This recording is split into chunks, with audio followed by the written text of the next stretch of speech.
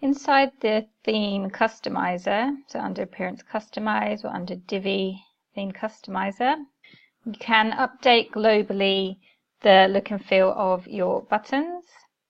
So you can update it in here, and it will start changing some of the buttons on the website. You might still need to go and do some of them manually, but if we at least update it in here, then it's going to be the right fonts and colors going forward. So once you're in here, we go into buttons, and we've got the button style and then the buttons hover style. So obviously there's you need something different to signify when somebody's hovering over a button on your website. So in the style section here is where you can change the background color. So if you'll have your color palette updated by now. And you see it's not actually changing this one, but going forward, if you add a new button, it will take this new color scheme that you put in. So it's still worth doing. So I would just go in, change your button and border, whether you want it to still be all text or not. I would leave it as the default theme font, or if you want to use a different font for your buttons, you can do that as well. So you would pick that in here.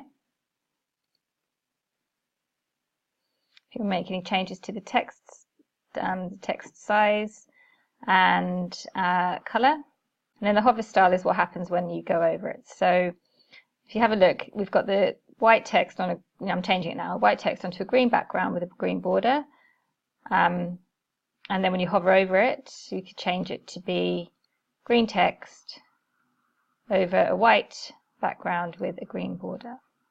So that's one way to do it. Another way is to, and I'll go over this in some other modules again, so don't worry, we'll be looking at buttons in a bit more detail, but you could leave the text white and change your background color to a lighter shade. So pick your green, and then if you just move this around, it will change the hue, or you can reduce the opacity.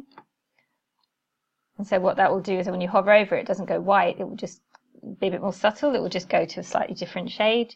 And then just make sure that you copy and paste the background color to the border color there.